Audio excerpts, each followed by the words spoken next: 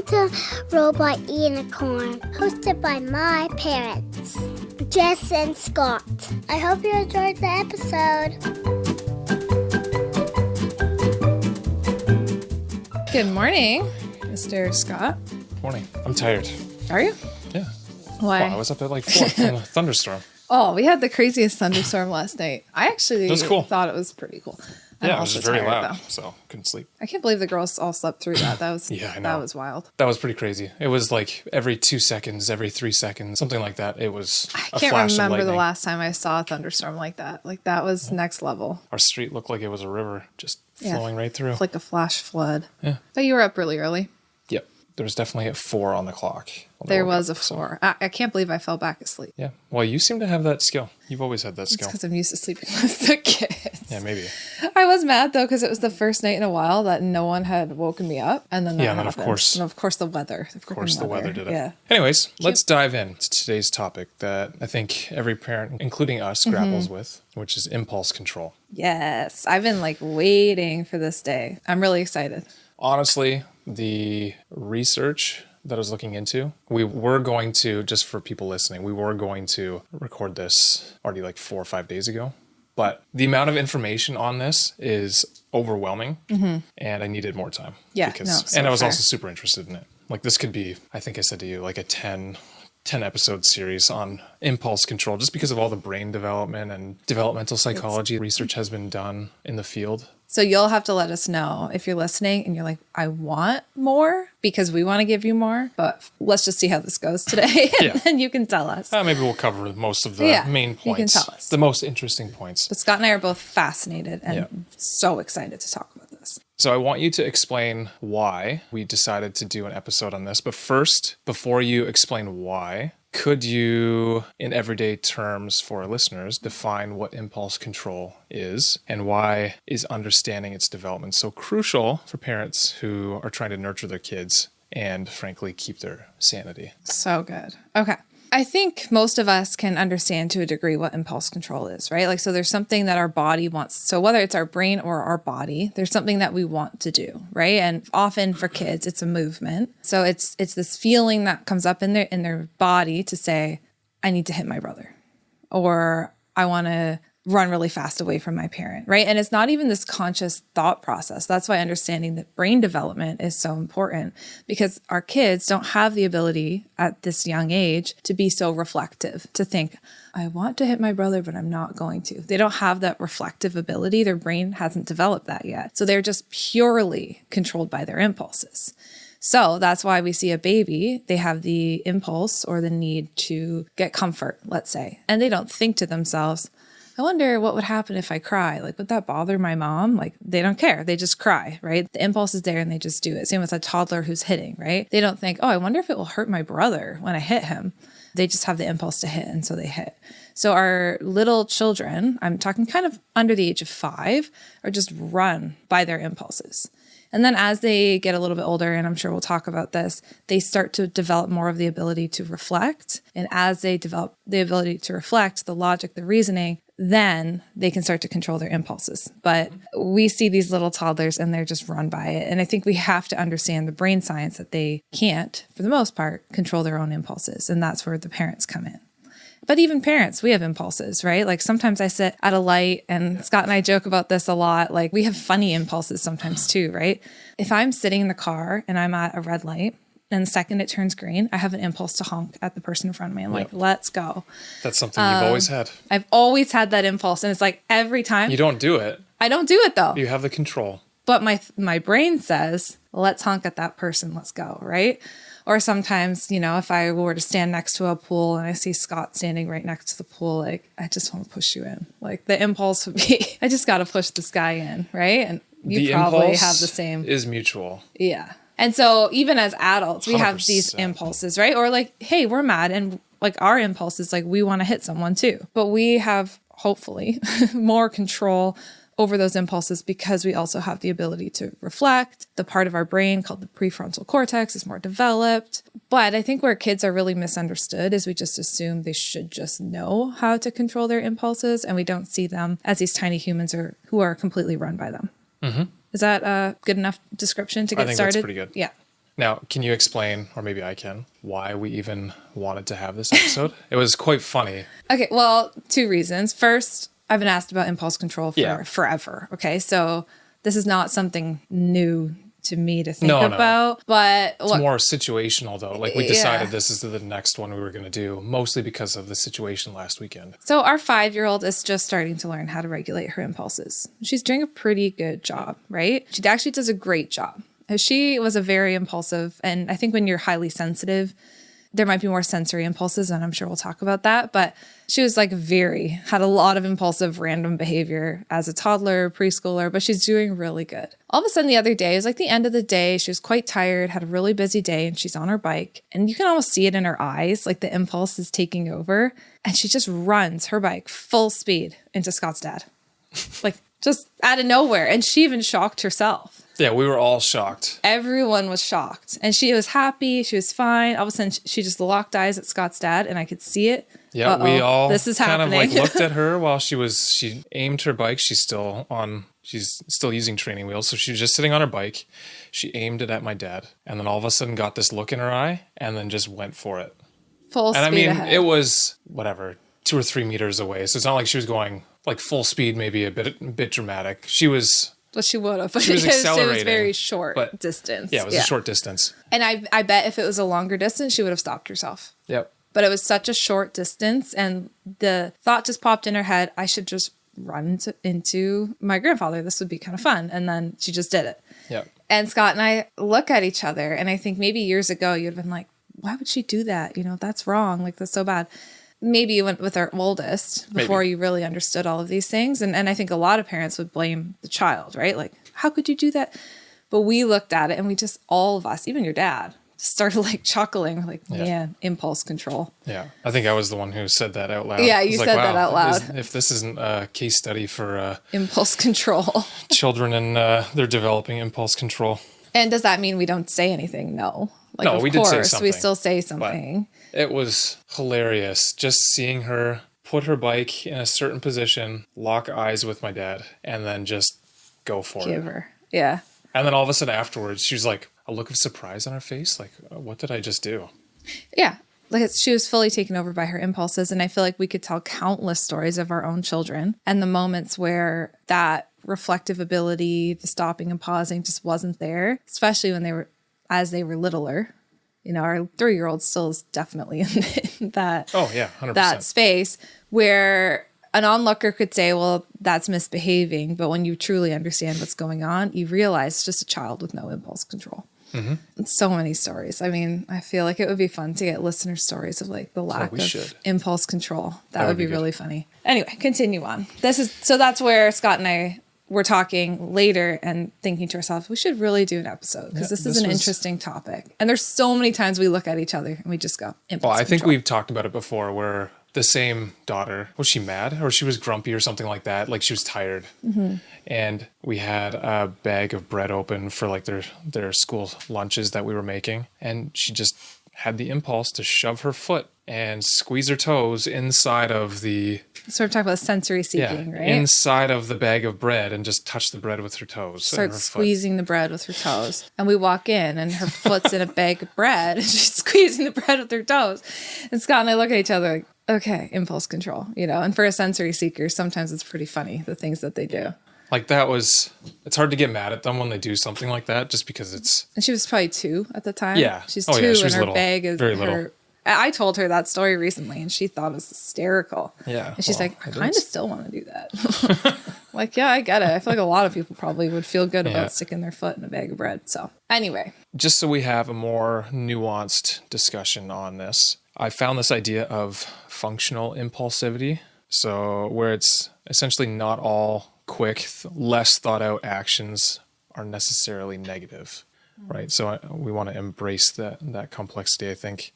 So how can we as parents differentiate between a concerning lack of impulse control or helping them develop impulse control and a moment of positive spontaneity or boldness in our kids? Because I feel like impulse control, like it's beneficial for social interactions and for safety and all that kind of stuff. But there's also, I think, a level of impulsivity that's maybe helpful for being spontaneous and bold and creative and that kind of stuff. That is such a good question, because I was thinking about that approaching this episode today too, right? I think a lot of the conversation around impulse control is how do we get our kids to control their impulses, right?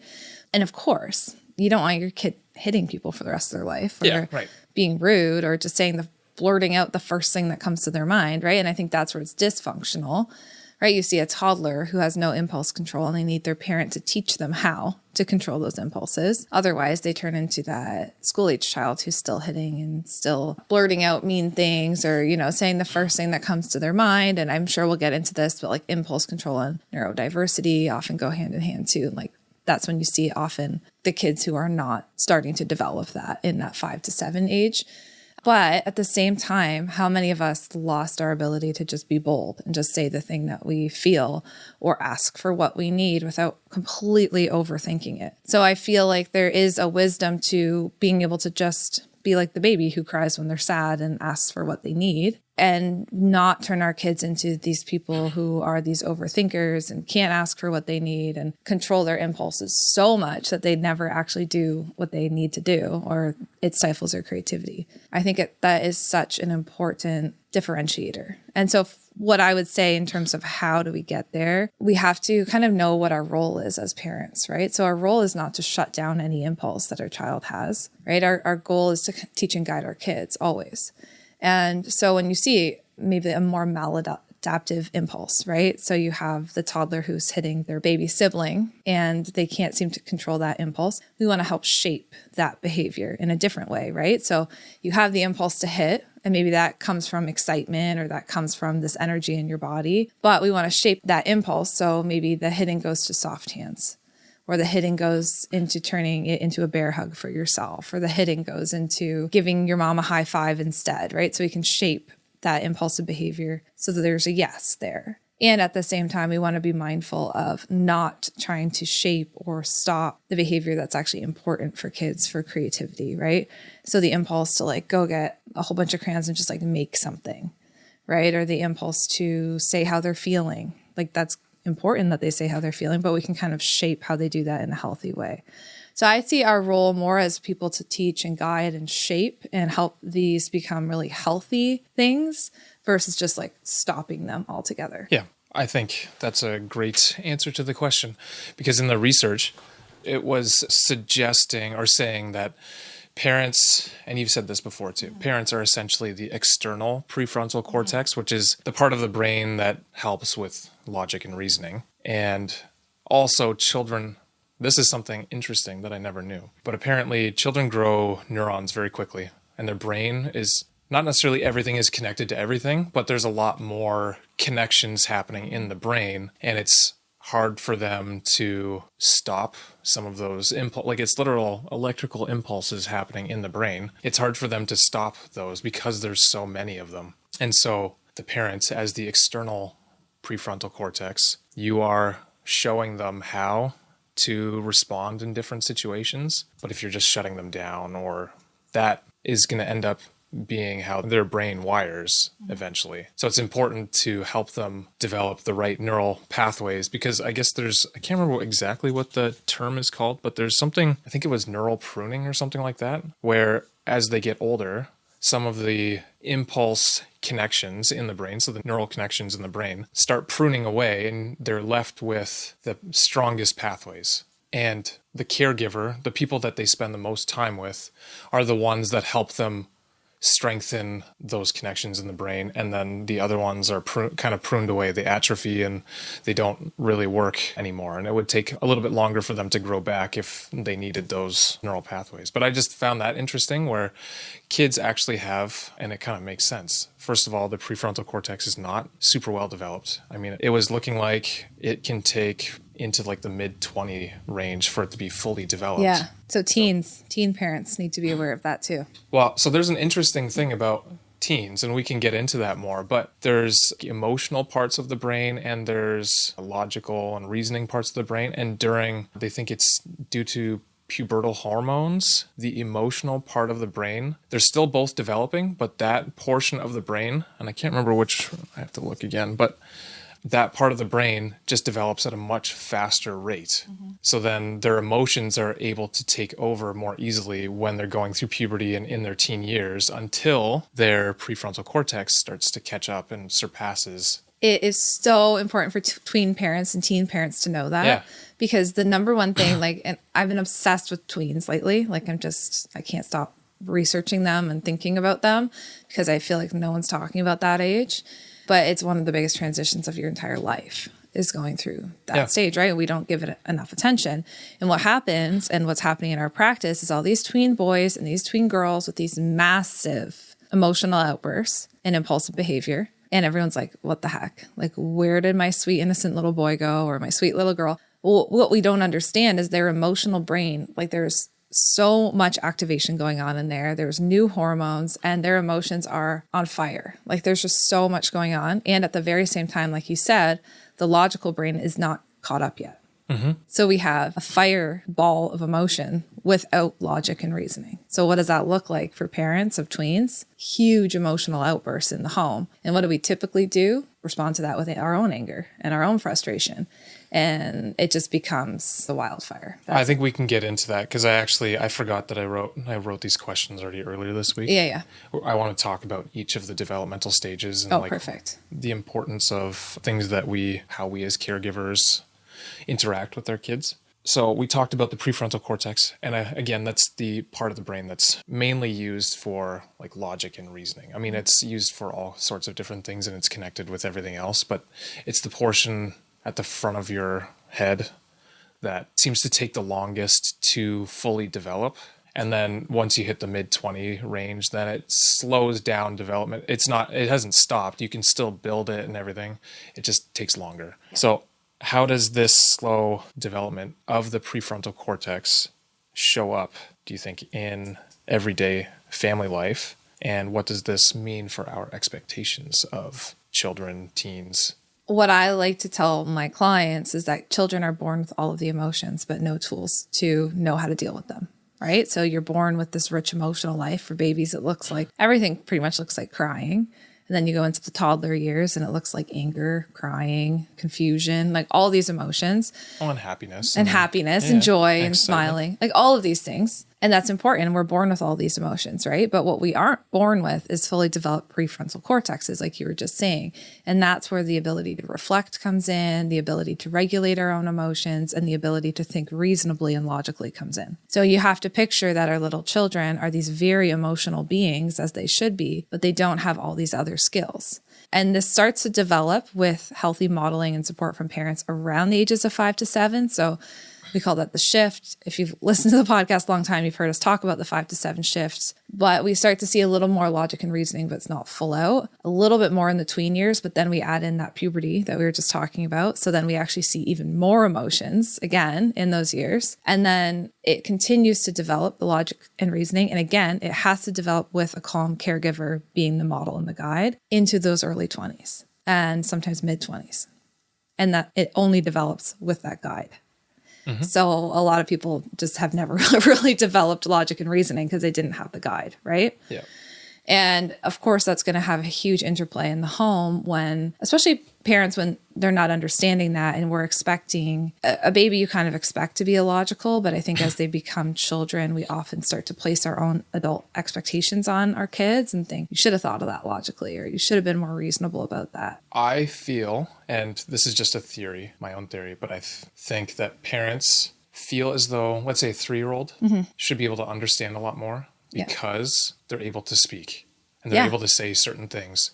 Meanwhile, a year before, they couldn't really say a ton. They said a few words maybe, but they couldn't speak in full sentences, or you couldn't understand what they were telling you most of the time. And all of a sudden they can speak to you and tell you what they want. So I feel like the expectations are exponential. All of a sudden they can talk more clearly, and then your expectations, because they can speak, are like, well, this child should know better. If they can speak, then they should know better, right? Totally. And we forget that, just a year ago, they couldn't even talk. I think it's so easy to forget that. And that comes from our own experiences and our own beliefs about children and all those things that we've talked about before. So the way it shows up in the home, I think, is two things. First, depending on the parents' expectations of the kids, we can get really frustrated with our kids. And it is frustrating, even if you know that they have no impulse control. But we can get really frustrated and angry at them for their lack of impulse control.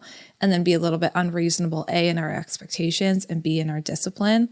And also, this is where most older forms of discipline don't take any child development into account. I even think about timeouts. You put a toddler in timeout, and you're expecting them to reflect on what just happened. And I guess I shouldn't have hit my brother. When, their brain literally doesn't have the ability to do that.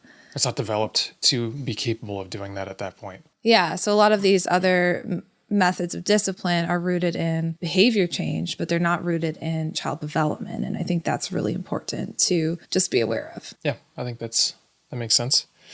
We can just briefly skim over this, but so there are several executive functions that your brain handles for you. So there's working memory, right? So being able to use memory short term for the thing that you need it, work, whatever.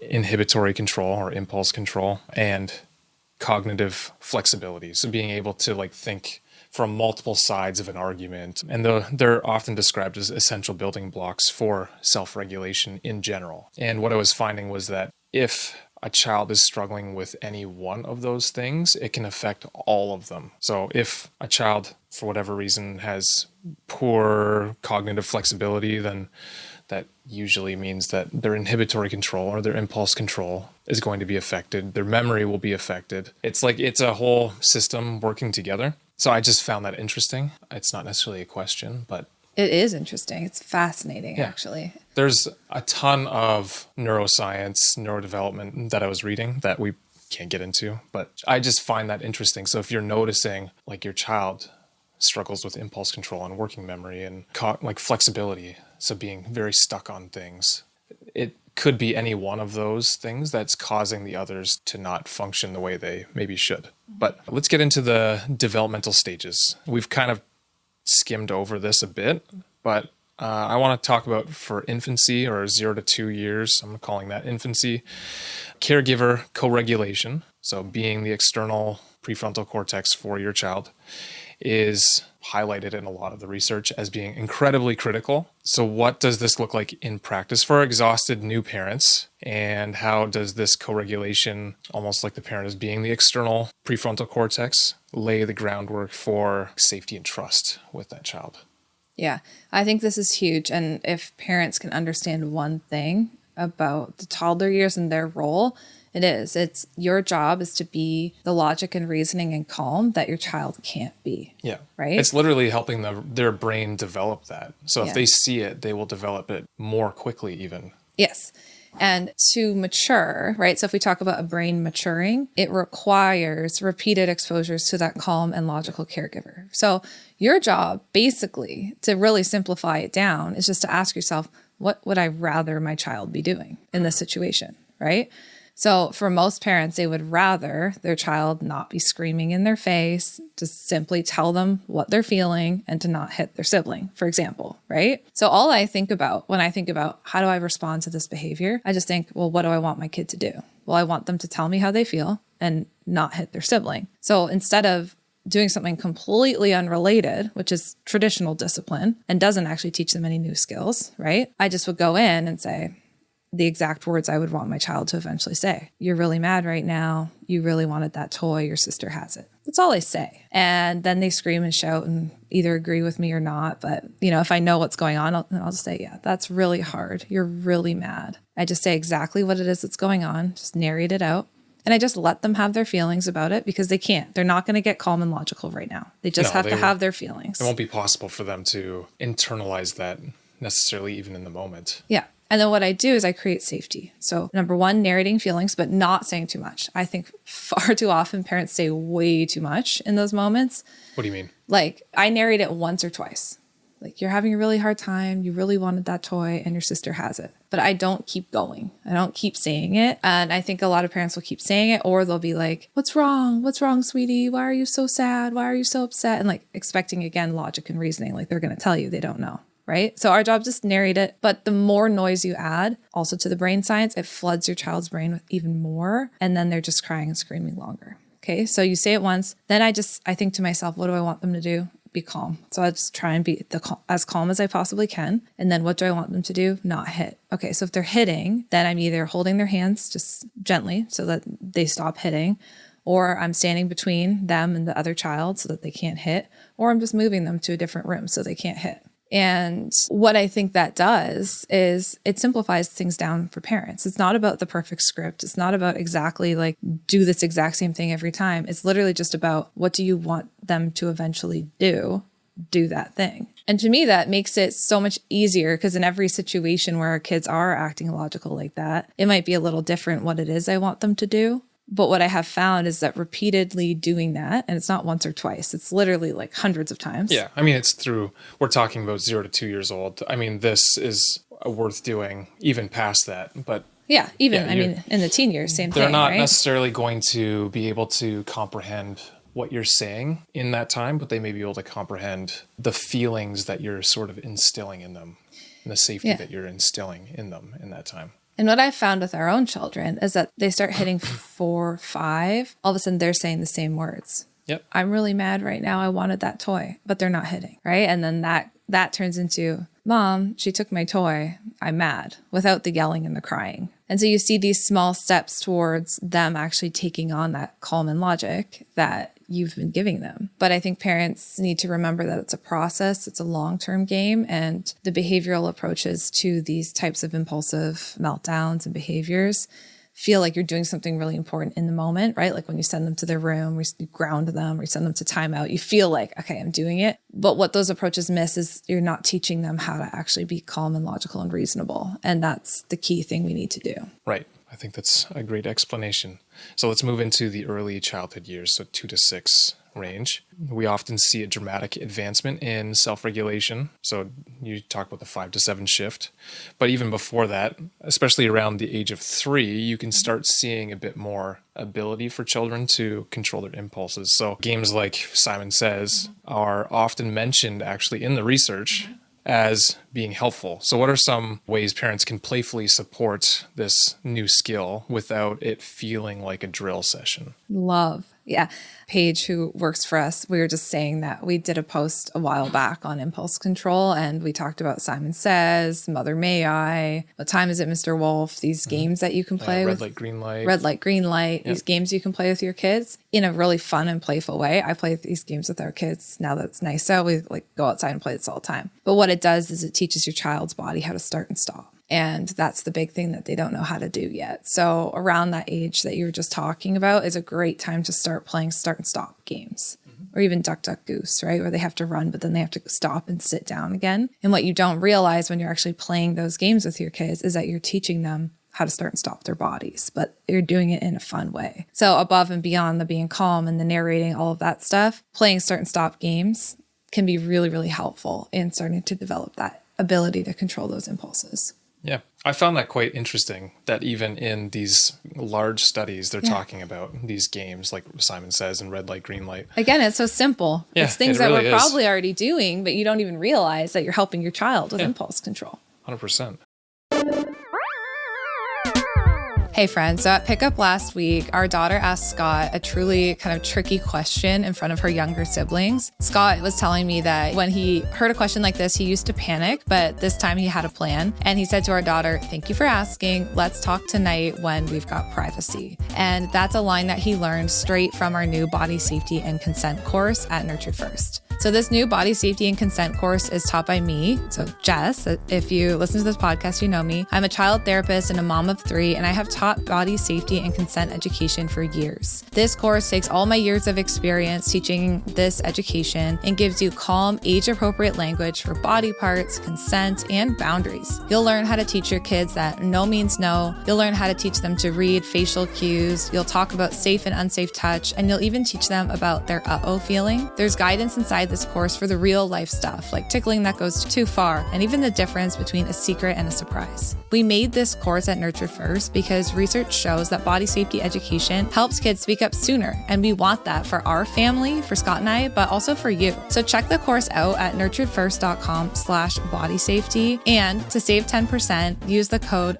ROBOTUNICORN. And just full disclosure here, we are the creators of this course, and we're so proud of it.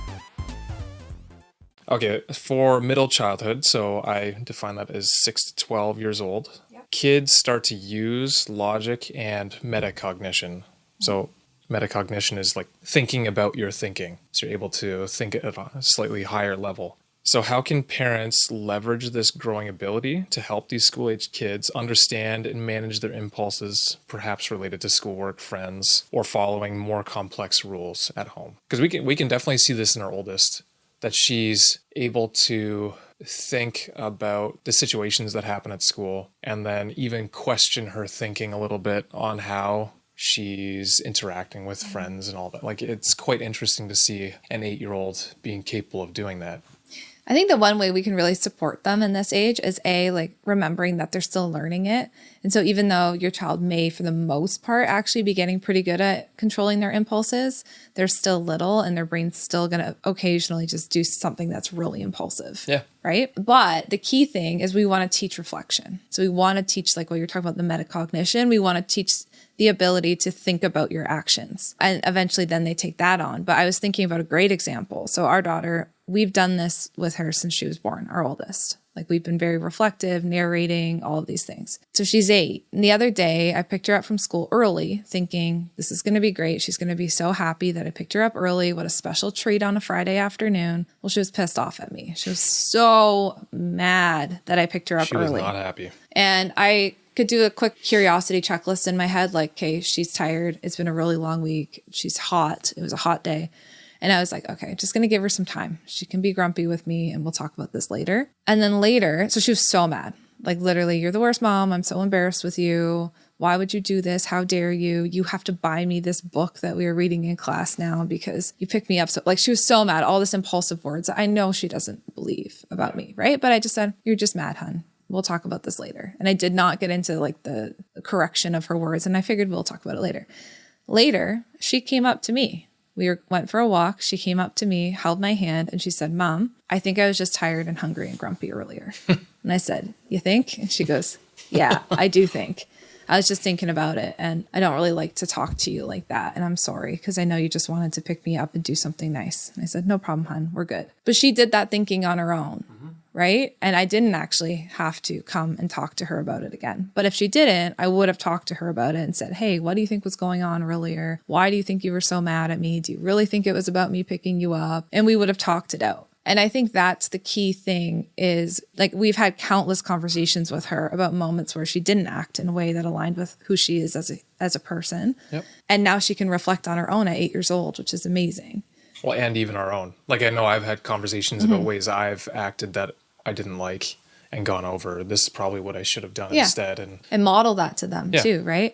I think for so many parents, it's important to remember, if you want your child to be calm and logical and reasonable, we also have to be calm, logical, and reasonable. And often that's a whole other episode on the deeper work that we'd have to do on ourselves. Yeah. So you think metacognition and like reflecting on your actions and your thinking is helpful. I also, like, I spend a lot of time with the girls, and let's say I have to solve some problem. Like, there's something that we need to fix in the house. I'll often have one of them next to me helping, and I will verbalize like, okay, this is the problem, and here are a few different solutions that we could maybe take to fix this problem. And I know if I don't know the answer, I can go to this person, or I can search for it, and just helping them even go through the steps of problem solving, I think helps develop logic. And it seems like the modeling piece that you're talking about is very important still, even in these middle childhood years. Yeah. Remember, your child's looking to you as the guide, right? You're the guide. And they should. That is your role. And so as they watch you navigate your own conflict,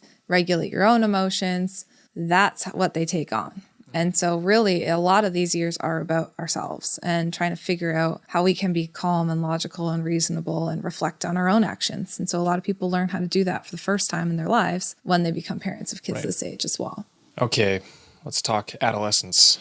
That's 12 to 18 years. So there's the concepts, which we talked about already, but concepts like the maturational gap between brain systems and hot cognition in emotionally charged situations. And I found them to be quite enlightening. So the maturational gap is where the portions of the brain that are more in charge of your emotions develop at a faster rate than the logical portions of the brain.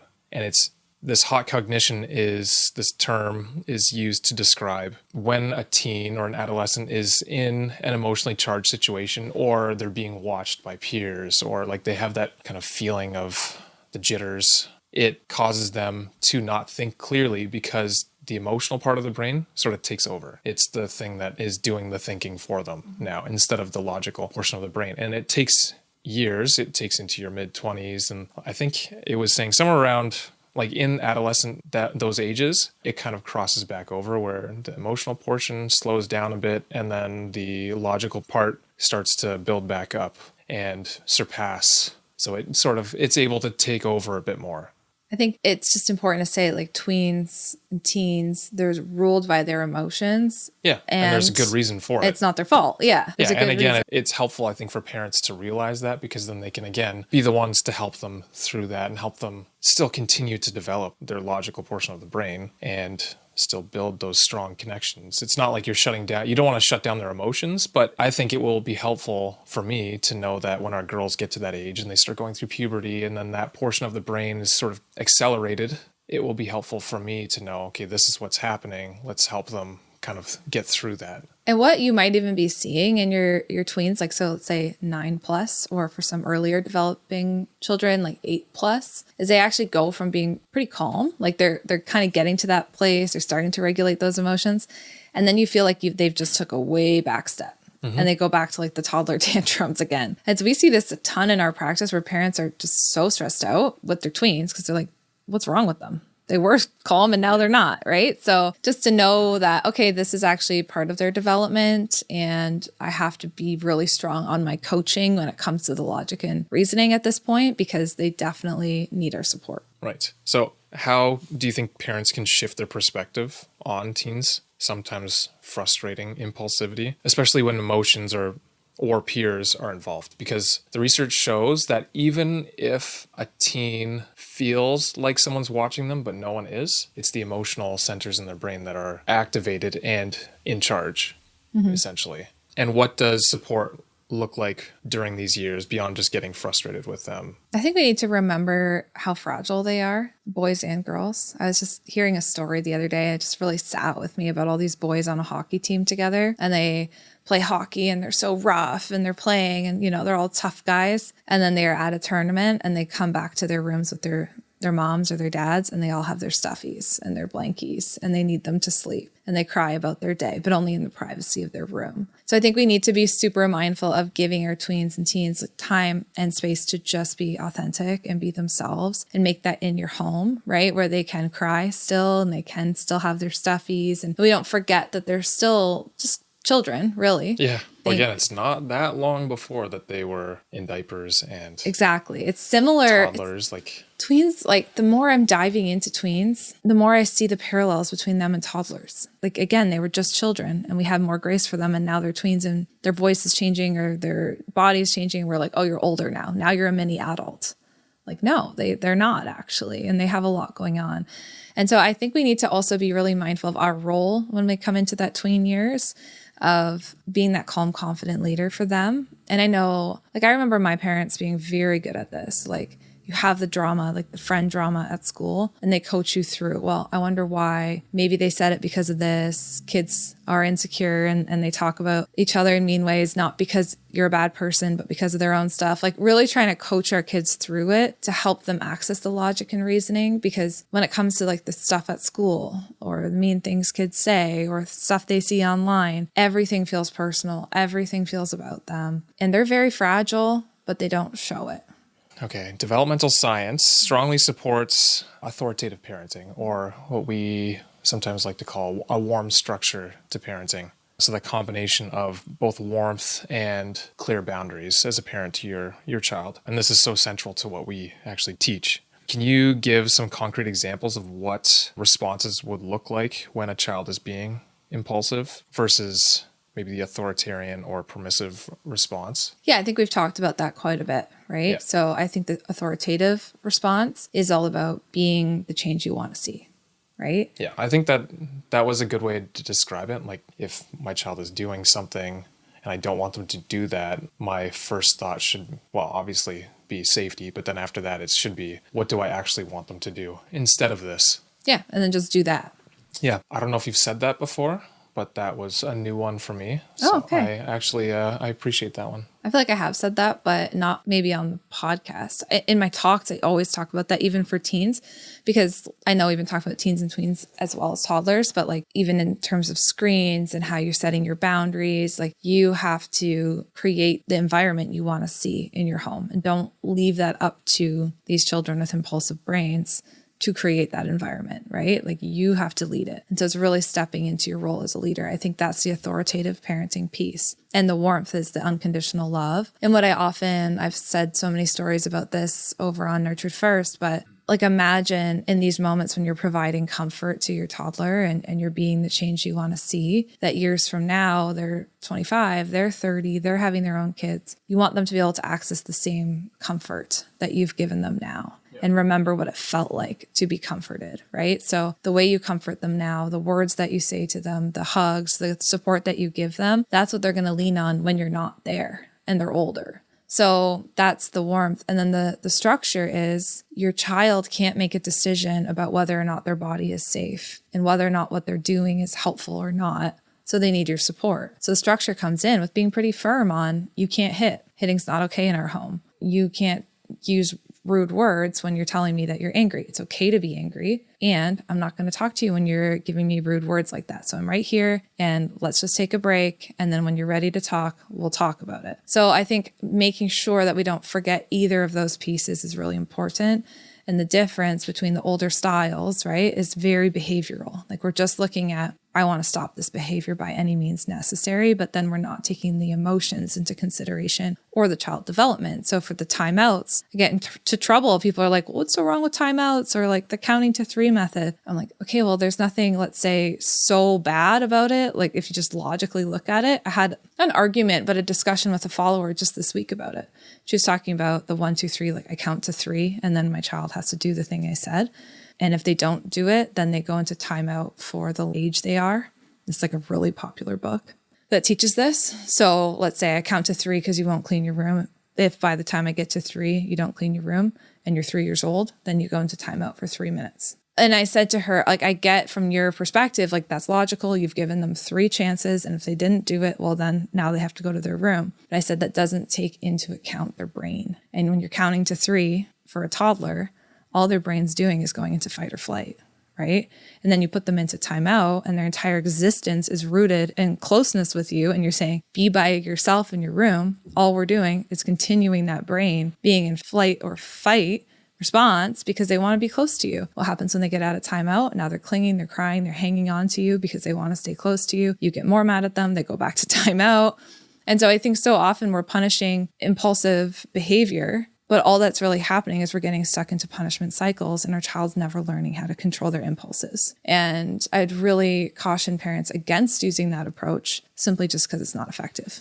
Right. The thing is, it doesn't take into account, developmental stages and the brain, how it develops and the brain your child has. Yeah. And I think if you want to be, like, I know a lot of people are skeptical about not punishing, right? But I think when you understand this, what we just discussed today, you realize it's actually incredibly logical. It's research backed, and we're trying to teach parents skills that are going to actually help their child long term, not just shut down the behavior in the moment. Right. Now, I could see someone arguing that sometimes you need to shut down a behavior in the moment. Right. And you need to be... The structure comes into play. The thing is, I agree with you. But I'm just trying to... How did I speak about this originally? You're trying to play the skeptic role. If... You would have said they can't just get away with everything. Right.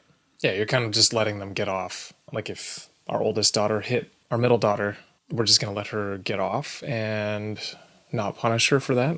Mm-hmm. That doesn't seem fair. And maybe that's based on how we as a society, if someone does something that's bad, they don't just get away with it. Mm-hmm. Now, can I ask you, because I'm hoping that this will be an episode that is sent to a lot of skeptical parents, because I think compulsive behavior is like the number one thing people are punished for. So I would love, in your own words, for you to talk to that skeptic parent as someone who used to be there, who's saying, well, don't they just aren't they just getting off easy? Shouldn't they have some sort of punishment when they hit their sister? What do you say, Scott, to that?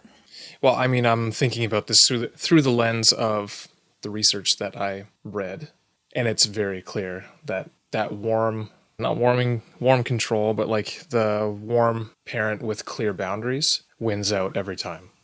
The children have the most success in life, and it takes into account the brain your child has. Because I think people have a hard time understanding the science behind the development of humans in general. But it's pretty clear, especially learning that children have so many almost extra neural connections in their brain that it kind of makes sense that they have like these random ideas and things, and they just decide to go act on that feeling because they have all of these connections that are built together that make it easy for these impulses to pass through. And then the part of their brain that's supposed to help them think through a situation logically about like, what are the consequences to this action? If I jump off the high end of this chair, like I might break a bone, which is what I did when I was 4, I think. My daughter last night. And our daughter last night did something similar. And then I told them all that story. At that age, it's just, I have this feeling and I'm not thinking too deeply. I'm just doing it. Yeah. Right. And eventually, over time, when a parent shows them, and I think the reason, I don't know this for sure, but maybe you can tell me, I think the reason why you want to be warm and loving and kind to your child is because they will not go into that fight or flight mode. So it means that they're most teachable because they feel the most comfort and safe with you. So then their brain is able to actually comprehend more of what you're saying because you're being warm and kind and loving to them. Yeah. And then they build that trust eventually with you very quickly, but they build that trust.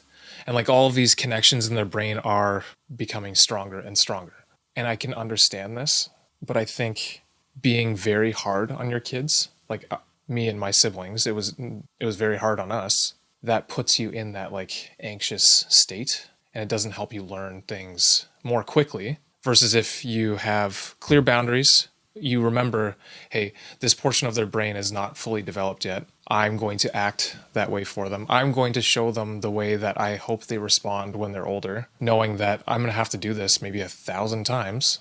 I think knowing that this actually helps their brain develop better and more quickly, that's what convinced me. Yeah.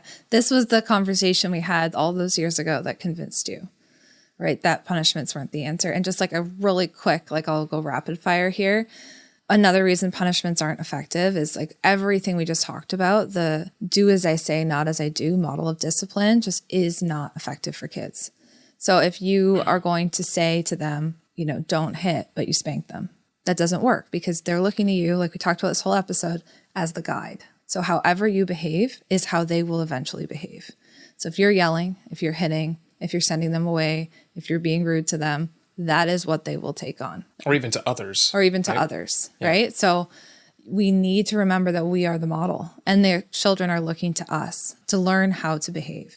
And that is, I would say, one of the biggest reasons where punishments fall flat, because we're actually teaching them in many cases, because we're trying to make them feel bad about their behavior, we're actually teaching them how to do behavior that we don't want them to do. And so they backfire. And I think the other thing that parents can really keep in mind, because people will say, well, when do they learn their lesson then, right? And I teach parents, teach them when they're teachable. And so what we need to know about their brains is in moments when they're having those big meltdowns, they're really dysregulated, they are not teachable. Like their brains are just flooded with emotions. Like just picture that. So in those calm moments, when your toddler's fed or child or tween or teen, they're fed, they're calm, things are good.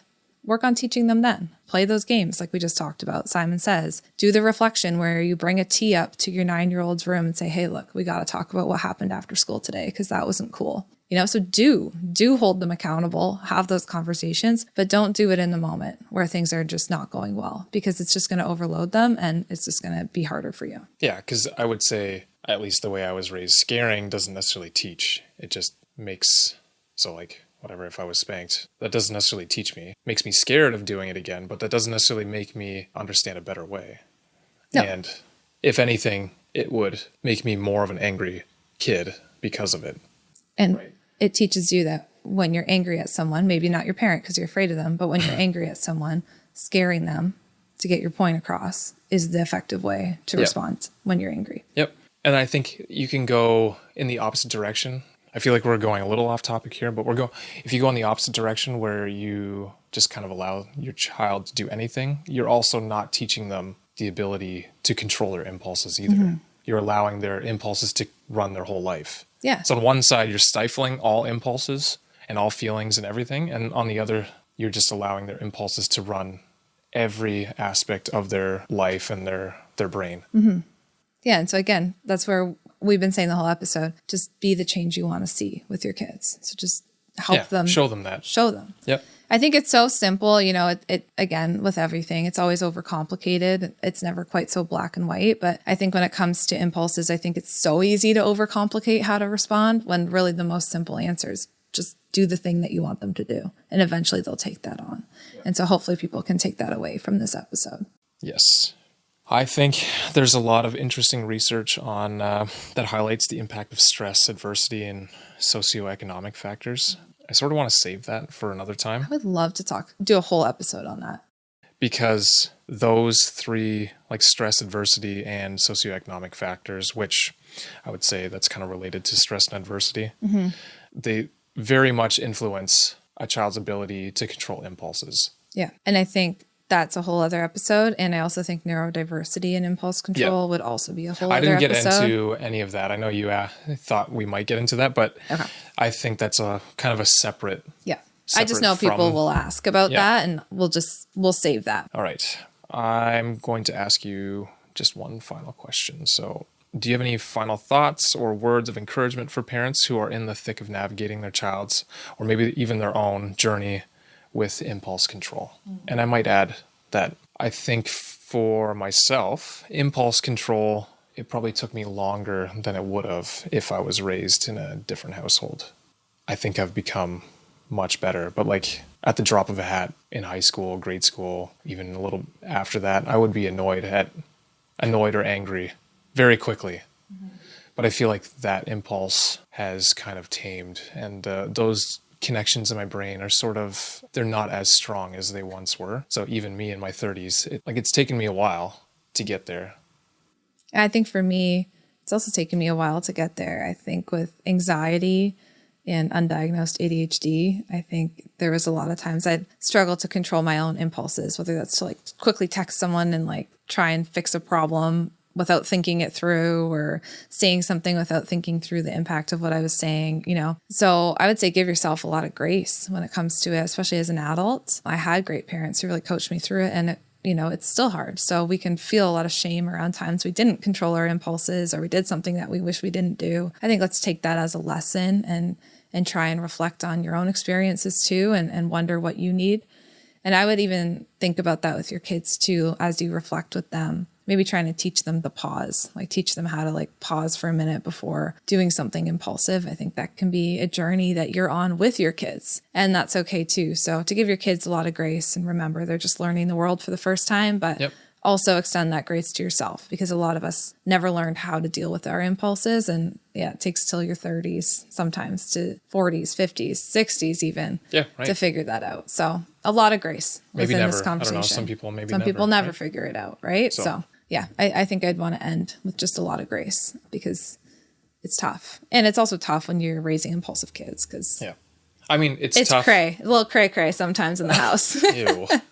I just said that because I know you hate it. Yuck. I mean, it's maybe some aspects of it are not enjoyable, but I think stuff like our daughter putting her foot in a bag of bread, or when you can find the humor, her being determined and running straight into my dad with her bike. I could not stop laughing from that. Hysterical. And they do things like that very often, just minor things, the things that they say. So I think it can be worth, as a parent, trying to see the humor in what's happening. Mm-hmm. And maybe it becomes easier if you understand that, a 5-year-old maybe shouldn't be biking into someone, but that's what they should be doing, kind of, right? they shouldn't be doing it, but in the same sense, that's exactly what their brain is Wired meant to be do. doing right now. And it's your job to help them. Yeah. And it's kind of funny.